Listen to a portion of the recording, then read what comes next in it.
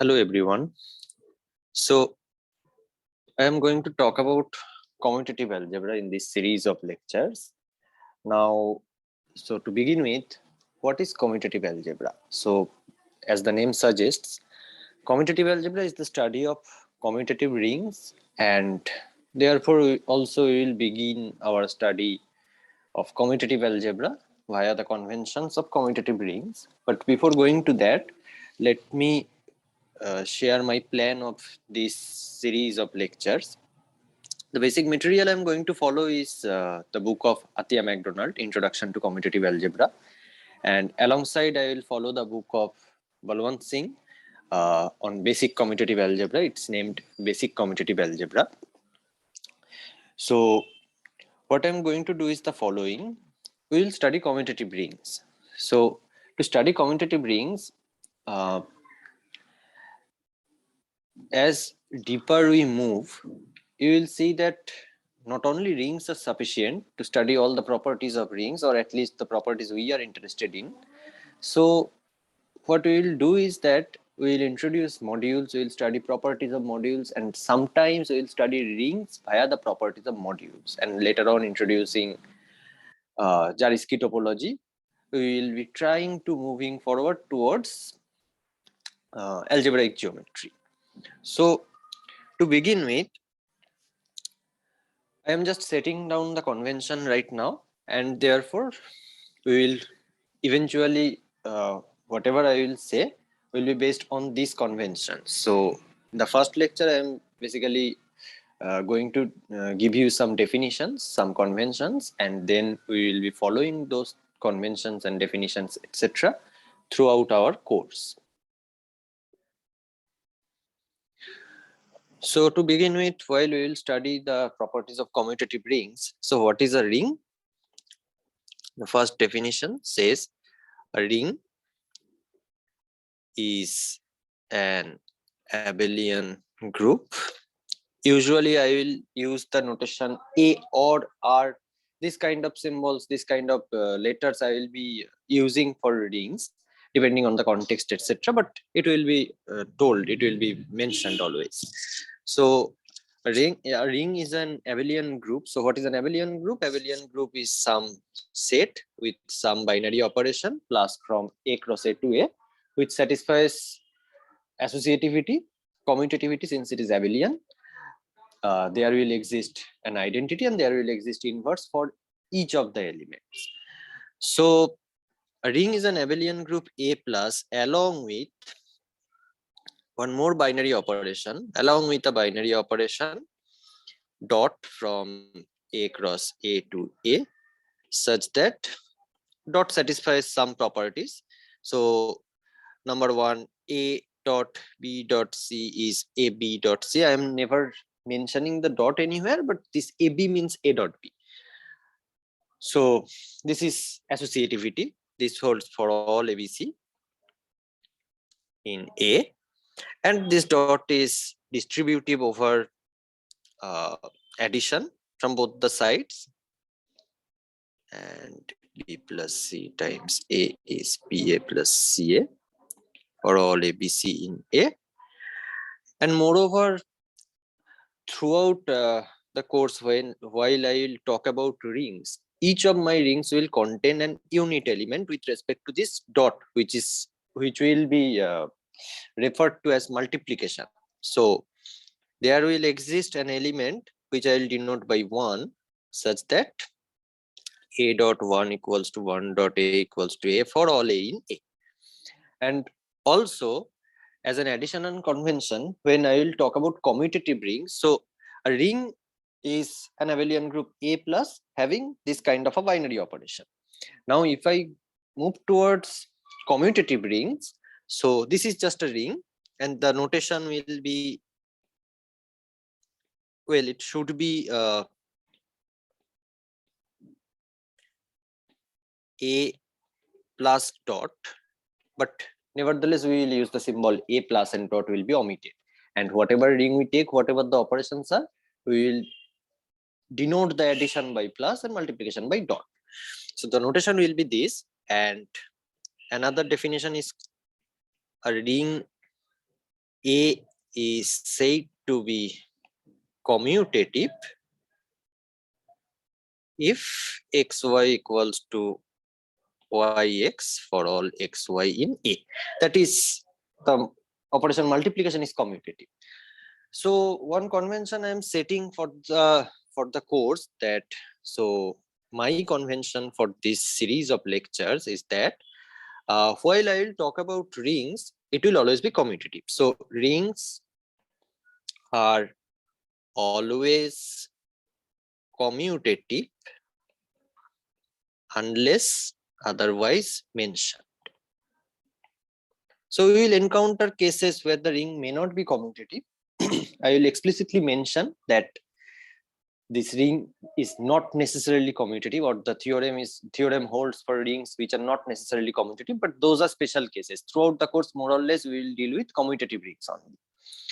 Okay, so having given the definition of ring or commutative ring, so again I am clearing out the convention that throughout the course, rings will always mean commutative rings. Okay, so there are a few observations which I am not writing down properly, that you see that sometimes authors take this thing into the definition that the multiplicative identity 1 should not match the additive identity, because if that happens, then the ring essentially becomes 0. So if your multiplicative identity is same as the additive identity, you take any element x, then x is equals to x into 1, and that is equals to x into 0, and you can check from the properties listed for those of abelian groups and the additional properties given by multiplication, that this x dot 0 always comes out to be 0 for every x. So if in your ring multiplicative identity and additive identity coincides, then the ring contains only one element, namely the additive identities. Then it is called the zero ring, which is not interesting sometimes. However, we are not specifying those things additionally, but more or less we will be always dealing with rings which are non-zero. So if that possibility is also not there, I will tell that. So these are our conventions. Okay, one more thing I just wanted to mention is that another definition. So when you will be talking about rings, or when you will be learning about rings, as in the case of other objects, in the study of mathematics, so you see we have objects and we have structure preserving maps between them. So rings also have structure preserving maps. Those are called ring homomorphisms. I am not going to discuss all the properties of rings and ring homomorphism, etc. in detail here, because that's so I assume that people who are attending these lectures, they have also done a course on basic ring theory, and therefore learning some things up to I mean, they know basic stuffs like rings, rings, ideals, their quotient, etc. Direct product, direct sum.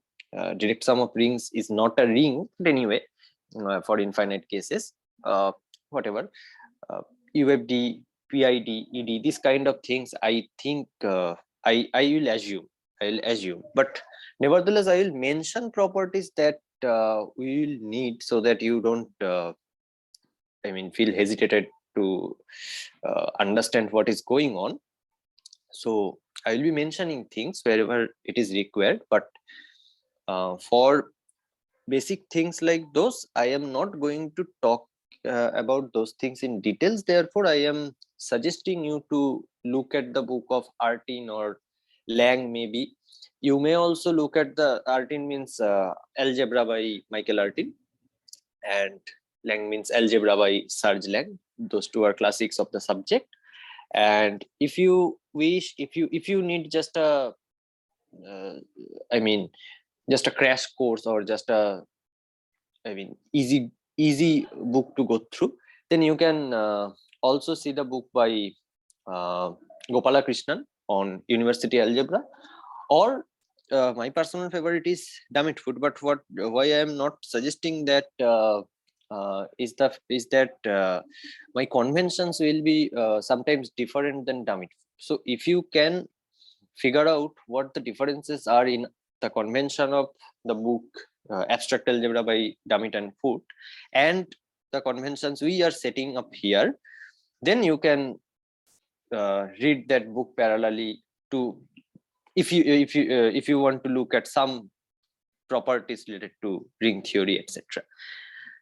Okay, so having said that, so now I was talking about ring homomorphism. So throughout my convention of ring homomorphism is that a ring homomorphism between rings A and B, between rings A and B is a map phi from A to B such that it has three properties. Number one is that phi of x plus y equals to phi x plus phi y. Phi of xy is phi x times phi y. This holds for all xy in A. These two properties of ring homomorphism are there in the definition given by Damit-Foote also. But what they do not consider is that number 3, phi of 1 equals to 1. So okay, by these symbols we mean that phi of 1 means identity of A equals to 1. The right hand side 1 is the identity of B, multiplicative identity of B.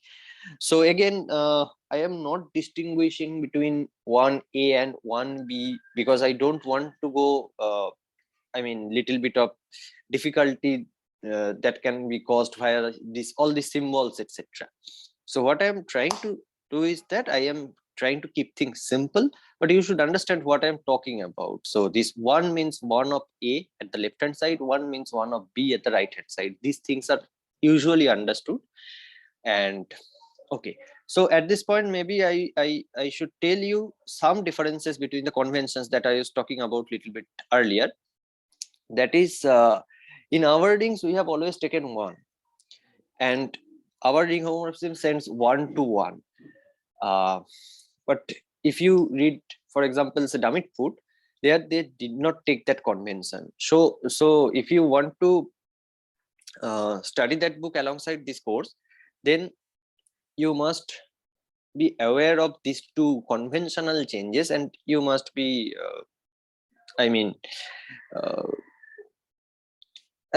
solving these challenges on your own. Those do not cause very much problems, just a little bit change of conventions. Okay, so as I defined these two terms at the beginning, what you will see is that these two things are the main thing of study in commutative algebra. But this to look simple, when we will be going to properties which are little bit deeper, they will not be looking so simple. But anyway, let's see how much we can go and how better we can understand and make sense of things out of this. Okay, some more definitions are there, like subset is of a ring R. So a subset S of A is called a subring if S is a subgroup of A. So this symbol will be used for denoting subgroups, and xy belongs to S implies xy belongs to S. So S is closed under multiplication, and most importantly 1 belongs to S. So the idea of subring is that if you take any subset of A, then you always get this thing, right? You have a natural map from S to A, namely the inclusion map. You take any element of S and send it to S. So the idea of subring is that subset S of A will be called a subring if and only if the inclusion map is a ring homomorphism. So you need to define a ring structure on S so that this becomes a ring homomorphism. Okay, and you will be seeing that this is the only way to define that. Okay, so this is our convention of subring, and just remember that this is there, and this is very crucial. This will create a difference between subrings and ideals. Okay, and Okay, so another definition is that okay, maybe I'll talk about that a little later. So okay, these are our basic conventions about ring homomorphism, and subrings. What you should observe is that um, the identity map, if you take a ring and the identity map from A to A, this is clearly a ring homomorphism. And if you compose two ring homomorphisms, one from A to B and one from B to C, then the composition map is also a ring homomorphism. Now, at the very outset, it is not very clear why I am talking about these things, but later on, while studying commutative algebra, we'll be little bit interested about categories. We will be looking at categories, and in case of categories, they are this property that the identity map is there and it is well behaved with composition will be useful. Okay, so we'll be doing those things a little later, and for now, this is just a remark. Okay. So having said about rings and subrings, now just I am giving you an idea, because this is not a course on ring theory only or basic ring theory. I am not giving the full motivation for these things because we need to go to main content of commutative algebra. However, so suppose you have a ring homomorphism A to B. This phi is a ring homomorphism. So you see that so ring homomorphism is by definition a group homomorphism also, right? So this car phi is defined, and this is the set of all elements of A which get map to 0, right? So what you can see is that this kernel is not just something which is a subgroup. It has an additional structure. If you take any element from the kernel, first of all, it is non-empty. 0 is always there. So if you take an element from the kernel X, and if you multiply it with any element of the domain ring A, let's say A, so Ax, phi of Ax is what? Phi A times phi X, and that is 0. And therefore, this kernel is not just a subgroup. This is closed under the external multiplication coming from A. So this kind of objects will be called ideals. So from your course on basic ring theory, you may recall that a subset I of A, which has these properties, that it is closed under addition, subtraction, and it is closed under external multiplication, those are called ideals. Non-empty subset, those are called ideals. And also from there, you may recall that ideals are precisely those subsets for which, if you take this for which can appear as a kernel of some ring homomorphism, right? So I am not going into very details of that. What I am going to do is that I am going to specifying a theorem that we will be using much frequently, and I will give you some idea, and I leave it for you as an exercise. So the definition is that let A be a ring. I is a subset of A. I is called an ideal of A if I is a subgroup of A plus and Ax belongs to I for all X belongs to I for all A belongs to A. So this is what I will be using throughout. Okay. So given an ideal, you get a quotient ring, right? So once you have this ideal I, then you have the natural ring. So you have the concept of quotient ring A mod I, and also you have a natural map from A to A mod I, namely sending X to X plus I, and you see that this is a ring homomorphism. So this I will refer to as natural projection or canonical projection sometimes. Okay. So why this is important? Because of this proposition, which says that okay. So before writing the proposition, I'm going to remind you about a similar proposition in case of groups. So recall that if you have a group G and if you have a normal subgroup N, Then if you look at subgroups of G mod n, then they are precisely subgroups of G which contains n. So a similar proposition holds here, which says that you have one side. So the convention is this. Maybe I should change this size of the rubber. Let A be a ring. I is an ideal. Then you have two rings, A and A mod I. So the convention is that ideals of A containing I, these are bijectively equivalent to ideals of A mod I. And the maps are going like this. So you remember that there was a natural projection pi from A to A mod I. So you take an ideal, your J is getting mapped to pi of J, and your some J bar is getting mapped to here, pi inverse of J bar. And you will see that by just composition, etc., and doing a little bit manipulation, that these two maps are order preserving and bijections. They are inverses to each other. Okay. So essentially, what does this tell you is that ideals of A mod I are exactly of the from ideals of A containing I modulo I. Okay. So this is something which will be used very much, but since this is not, I mean, very difficult, I am leaving it for you as an exercise.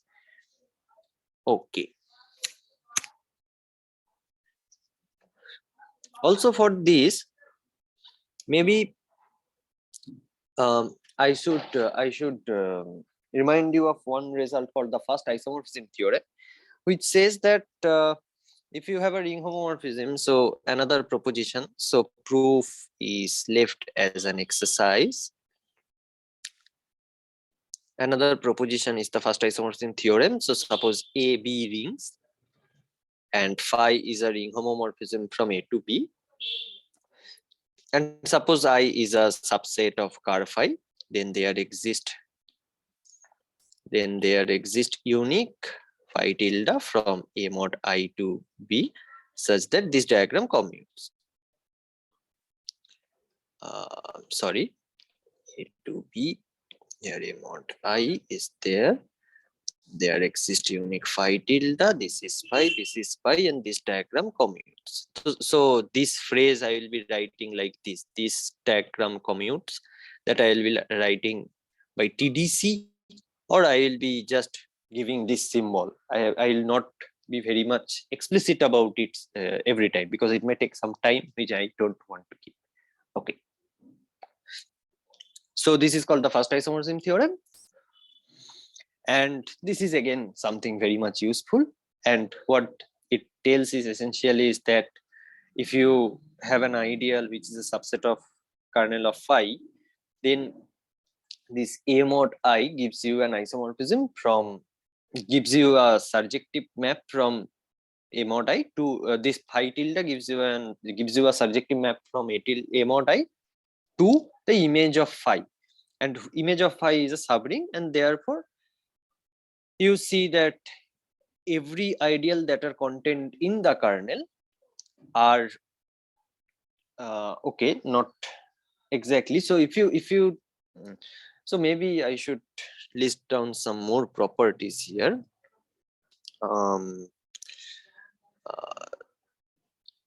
Also in this case,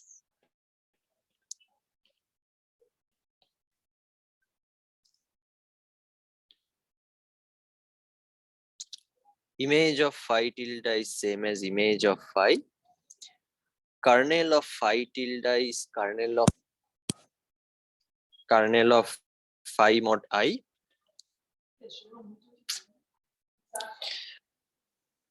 So kernel of phi tilde is kernel phi mod I. And number 3, phi tilde is injective if and only if I equals to kernel phi.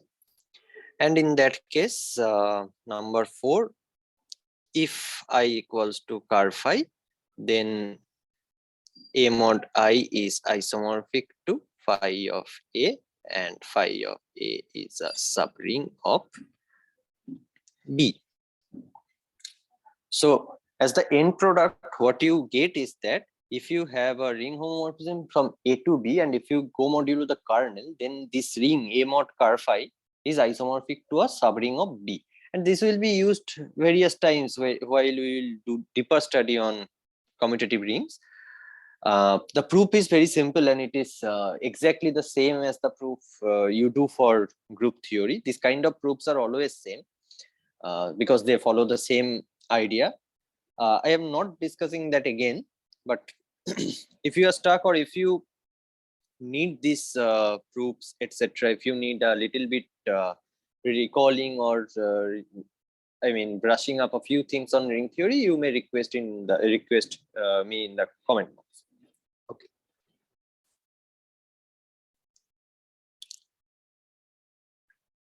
Okay, some more definitions that we will be using is that of a zero divisor. So an element x of A is called a zero divisor if there exists y in A, y non-zero, such that yx is equals to 0. So again, recall that throughout A is a commutative ring. Therefore, I am not writing x, y, yx, left zero divisor, right zero divisor, those kind of things. I'm just talking about zero divisors because yx0 will imply xy is 0 because they are the same. Okay. One more thing to mention is that if your ring is non-zero, that means 1 not equals to 0. So maybe I do a remark here. If 1 not equal to 0 in A, then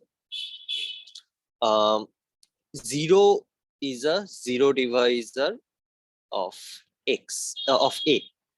Okay, and sometimes I will write this zero divisor set as ZD of A. So this is not a very frequently used notation, but I am using for sake of simplicity zero divisors of A.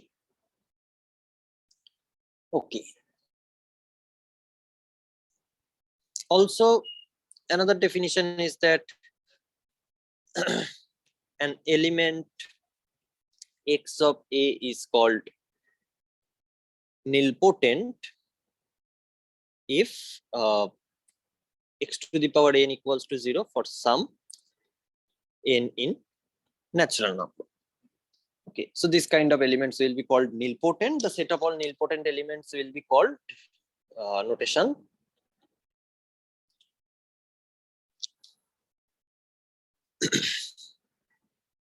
the set of nilpotent elements will be denoted by root 0, or sometimes they are called nil A or nil A. So it is easy to check that. So another proposition is that nil A is an ideal of A. So nil radical, okay, this nil A is called the nil radical of A, and this always turns out to be an ideal of A. That is easy to check. I'm leaving that for an exercise. Also, this is also easy to check that nil radical of A is a subset of zero divisors of A. And you may assume throughout A is non-zero. So I'm not mentioning that every time. You may assume that A is non-zero. So maybe A is non-zero.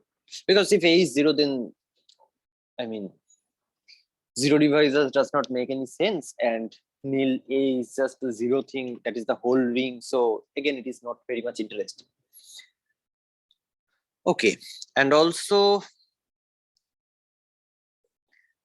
an unit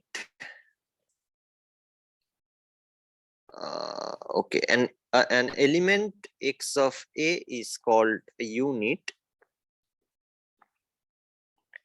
if there exists y in A such that xy is 1. Okay, so you you may denote units of A by A star. So this is defined as the units of A, and it is easy to check that A star is a group under dot.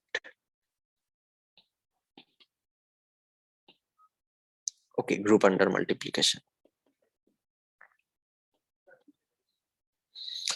Okay, and clearly abelian because the ring is commutative. Okay, so also remember that every element X determines an ideal, namely multiples of X, that is called a principal ideal. So maybe another result is that X belongs to A is a unit if and only if principal ideal generated by X is same as principal ideal generated by A1, which is the whole ring A. Okay. Definition is that another definition is that a non-zero ring A non-zero is called an integral domain, which I will be writing as ID if zero divisors of A is just the zero ideal. So if X is a non-zero element of A, then such that y is 0 for some y in A, that means y has to be 0. Or in other words, if you have an equation like this xy equals to 0 where x and y are in A, then either x is 0 or y is 0. Okay, and a field is an integral domain. Okay, maybe I don't have to write integral domain. Is a non-zero ring A, commutative ring A, such that A star equals to A minus 0. So every non-zero element is a unit, and it will turn out to be an integral domain. So you can check that every field is an integral domain. So check that every field is an ID. Okay, moreover, there is a characterization of fields in terms of ideals. So let A be a non-zero ring, then the following are equivalent. TFA, this should be read as the following are equivalent. Number one, A is a field. Number two, Roman 2. The ideals of A are only 0 and A. 0 means the zero ideal, A means the whole ring. Number 3, every ring homomorphism from A to B is injective. But B is also a ring, non-zero ring, most importantly, where B is a non-zero ring.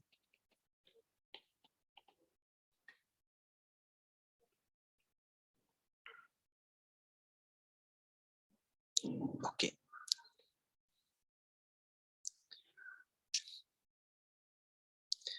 Okay. So now we are gradually moving towards the heart of commutative algebra, or modern algebraic geometry, you may say, the prime ideals and maximal ideals, all those things. Okay, so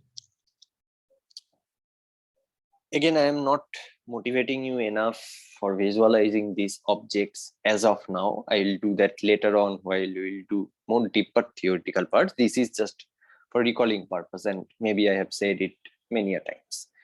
Anyway, so the important objects that we will be studying is the ideals, and more precisely prime ideals, maximal ideals, all those sorts of things. So what is a prime ideal? An ideal P of A is called a prime ideal if xy in P with X belongs to P and Y belongs to P. Sorry, XY in P with XY belongs to A. I'm sorry. Implies either X is in P or Y is in P. This is equivalent to say that P is a proper subset. So a proper ideal P is called a prime ideal if XY is in P where X and Y belongs to A. This thing implies either X or Y will be inside P. This is equivalent to say that an ideal P is called a proper ideal if and only if A mod P is an integral domain. This you should check. And an ideal M again proper of A is called maximal ideal if it is maximal with respect to the inclusion of proper ideals. So it is maximal among the proper ideals in terms of inclusion. So it is called a maximal ideal if if M subset of I subset of AI is an ideal, implies I is equal to M or I is equal to A. And this statement is equivalent to say that A mod M is a field. So since every fields are integral domains, therefore we get that every maximal ideals are also prime ideals. But we don't know whether we have enough supply of them. And therefore what we will be doing is that we will be proving that if you have a non-zero ring, then it must have a maximal ideal. So proposition, every non-zero commutative ring, so that was our convention, every non-zero ring has at least one maximal ideal. Okay, the proof is not so difficult. So if you take, it's an application of John's lemma, but John's lemma is very important to study various things in mathematics. Specifically, you will be using John's lemma argument for quite a few times in our study of commutative algebra. So let's do it once. So you consider the set of all proper ideals of A. Ideal. You'd see that C with respect to inclusion is a poset. So what is a poset? Partially ordered set is a set with a relation which is reflexive, antisymmetric, and transitive. That means suppose S is a set and a relation which you may denote as less than equal to this symbol. So S with this less than equal to is a partially ordered set if the relation satisfies the following. Number one, X is related to X for all X. Number two, X is related to Y and Y is related to X, implies X equals to Y. This is the antisymmetry part. And X is related to Y, Y is related to Z, implies X related to Z. So what John's lemma says is that if you have a poset and if you take a chain, now what is a chain? A chain is again a poset which in which every two elements are comparable. That means if you are given X and Y from the poset, and if it has the property that looking at X and Y, you can say either X is less than equals to Y or Y is less than equals to X. Remember, less than equals to is this relation. So if you can claim something like that, then it is called a totally ordered set or a chain. So John's lemma says that if in a poset you take every chain, a chain means here a subset of the poset which has the following property. The property of the totally ordered set or chain. It says that if you take any chain in a poset and if it has an upper bound, so chain must have something, by upper bound it does not require to be inside the chain. So if in the poset it has an upper bound, that means in the poset in the collection S, if you have some element Y such that if you take any X from the chain, let's call that T, if you take any element x from T and you get x less than equals to y for every x in T, then this y is said to be an upper bound of T. So this is like the usual upper bound in case of real numbers. So in real numbers, the order less than equal to the usual ordering gives a totally ordered set, in fact, because of law of trichotomy. Okay, so so if you have a if you have this property for any chain that in a poset, if you have this property for any chain that it will have an upper bound in the poset, then the poset has a maximal element. Now, what is a maximal element? Maximal element is some element S from the poset capital S, such that if you take any other element x in S such that S is less than equals to x, that is S is related to x, then this x has to be equal to S. Okay, so there cannot exist anything other than S which is related to S from the upper side direction. So the idea of the proof is that we have seen that this C with the inclusion is a poset, and if I take any totally ordered set and if I am able to show that this totally ordered set has an upper bound in the poset C, then we can say that it has a maximal element, and we will see that that maximal element will turn out to be a maximal ideal, and that is by the definition of C. See, if I take a maximal element of C, then what is that? That is an ideal J, such that if you take any other ideal I of A which is proper, then J has to be, and such that J is contained in that ideal I, then J has to be equal to the ideal I. And therefore, what we need to essentially prove is that C has a maximal element in order to prove the theorem. So for that, suppose T is a chain in C, and let's call T as I alpha, where alpha belongs to some indexing set lambda. Then you take this, you define I to be union of I alpha. Now it is easy to check that this I turns out to be an ideal. Why is that true? If you take two elements, first of all, this I is non-empty, it contains the zero element. Now if you take two elements x and y from I, then they are coming from some of the ideals, right? Some x is from I alpha, y is from I beta, and then I alpha is subset of I beta, or I beta is subset of I alpha. So nevertheless, you can say that x and y coming from some I gamma, and therefore their sum will be there, their differences will be there, and that means x minus y and x plus y, both of them are in I also. Also, you take some x from I, then x is in some I alpha, you multiply it any element with any element, you multiply it with any element of A, let's say small a, then Ax is in I alpha and hence in the union. Therefore, it is clear that I is an ideal. But what is not clear is that why your I is a proper ideal, right? Now, if not, then one has to be belong to I, but one belongs to I implies one is in I alpha for some alpha. That we cannot allow because I alphas are proper ideals. They are elements of C. So it is easy to check that I is a proper ideal of A.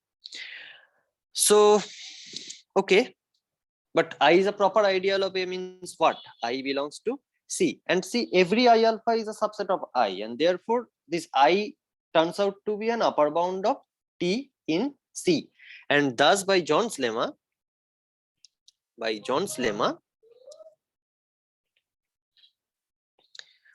you have this, there exists a maximal element.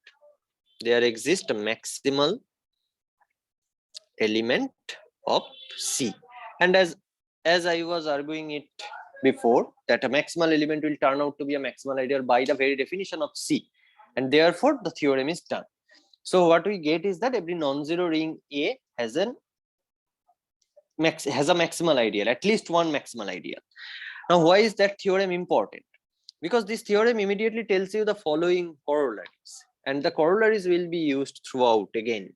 So corollary 1, if a is throughout a non-zero ring, again I am mentioning it for record. So a is throughout a non-zero ring. So suppose alpha is a proper ideal of a, then there exists a maximal ideal M of A containing alpha. Why is that true? You go to the ring A mod alpha. Since alpha is a proper ideal, this A mod alpha is a non-zero ring, and hence it has a maximal ideal. And again, you look at that correspondence of ideals of the quotient and ideals of the ring containing the ideal by which you are taking the quotient. Therefore, this maximal ideal of A mod alpha, you will see that it will correspond to some maximal ideal of A which contains the ideal alpha, and thus proving the result. So what you get is that every proper ideal is contained in some maximal ideal. Corollary 2. Again, A is a non-zero ring, and if your X is a non-unit element of A, then there exists a maximal ideal of A containing X. Again, this is trivial because if you take the ideal generated by X, that will be a proper ideal because X is a non-unit. That means that will be contained in some maximal ideal by the previous corollary. Okay. Again, I am giving you some notations. So by spec A or spectrum of A as a set, what I will mean is the set of all prime ideals of A, set of prime ideals of A. And by M spec A or MSP A or M spec A, anything I can write interchanging the notations every time. This is called the maximal spectrum.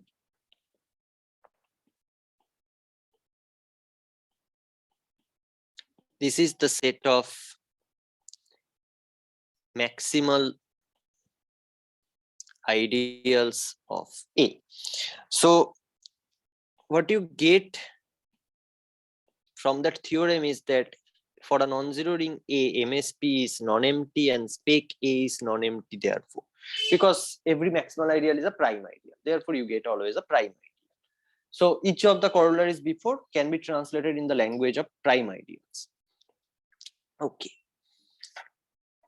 Moreover, I should mention this statement that if you have a ring homomorphism F from A to B, and P is a prime ideal of B, then you see that this F inverse P is a prime ideal of A.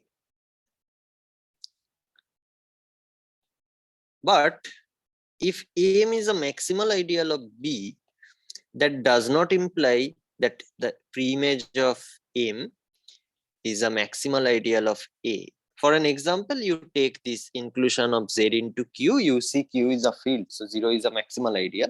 But if you take the preimage, it will give the 0 ideal in Z. That is clearly not a maximal ideal. So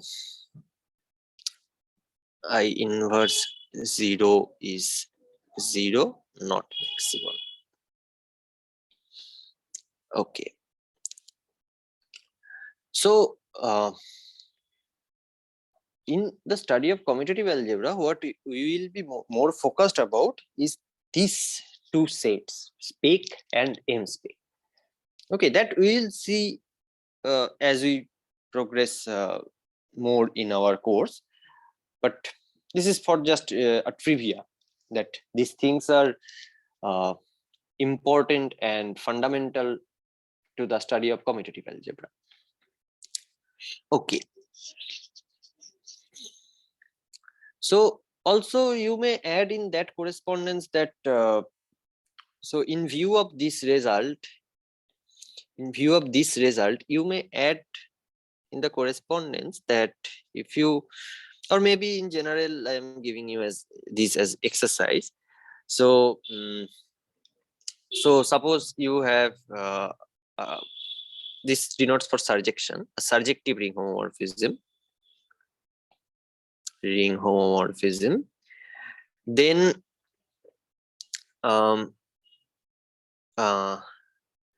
then you have a bijection from spec B to spec A, namely this phi star, which takes a prime ideal here to its inverse image. This is a bijective map.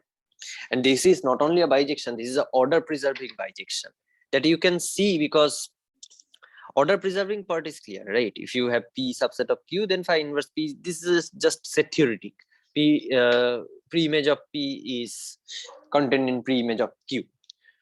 But bijection part you need to check, but for that you use the correspondence between ideals of A containing some ideal I and ideals of A mod I, because you see, when you have a surjective ring homomorphism A to B, then this B ring you can always treat this as A mod kernel of phi, and therefore the whole thing translates into the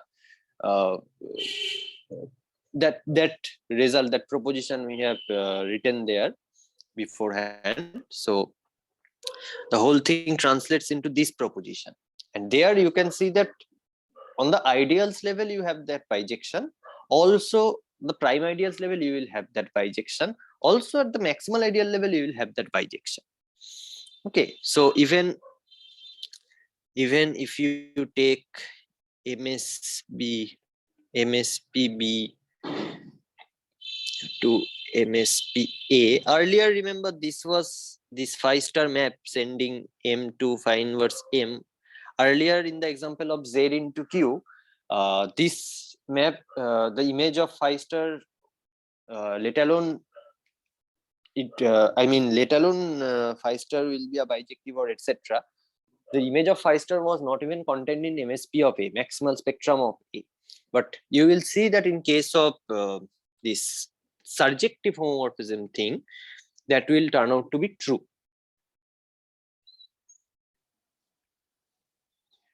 Okay, so we have these two results. In particular, they apply for the quotient rings also, as I was saying, as the proofs were. Okay, so having said these results about prime ideals and maximal ideals, maybe this is a nice place to stop for this lecture, and we will start from this point in the next lecture. We will be studying some more basic properties of prime ideals and maximal ideals, etc., before moving to some deeper things. Okay, thank you. I will be providing my email ID in the description. So if you have some doubt, you may ask me in the comment box, or using the email ID there after. Okay, thank you.